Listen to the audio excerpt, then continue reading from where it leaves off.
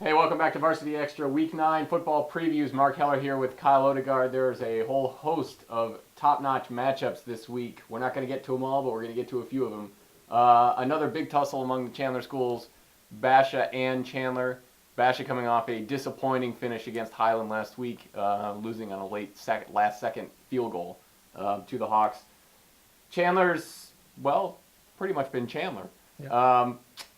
High offense, and boy, we're going to see a lot of that this week. I think we're both envisioning this game to be something along the lines of a shootout. I guess my question is whether Basha can stop Chandler one more time than Chandler can stop Basha. I don't see that happening. I think Chandler is going to win. I think that's just too difficult a matchup defensively for Basha to contain. But I will say that the great equalizer could be, again, Basha's running game if they can get it going, control the clock, and keep Chandler off the field.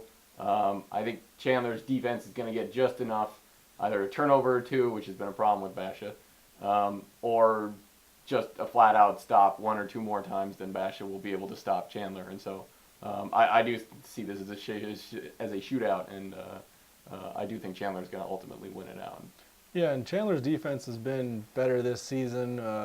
Hamilton only scored 16, and they held Centennial pretty well. So Chandler's offense is really good, like you said. I think their defense is a little bit better than Basha's, and their offense is a little bit better than Basha's.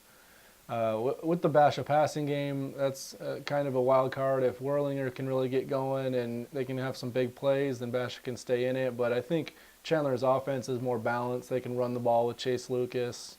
Like you said, Basha's running game is the bigger question because they don't try to run that ball that much. Rajon Merriweather's a good running back, but they don't always stick to it. So I think I kind of agree with you. I think it'll be a high-scoring game, lots of possessions, lots of yards, lots of points, but Chandler probably has a little bit too much talent, and I like them 42-35. Yeah, I wonder if Basha cannot turn the ball over and commit. They've had problems committing late game penalties too, which have cost them. But you bring up a good point between the secondary of Chandler and those receivers for Basha, how well that part is going to shake out.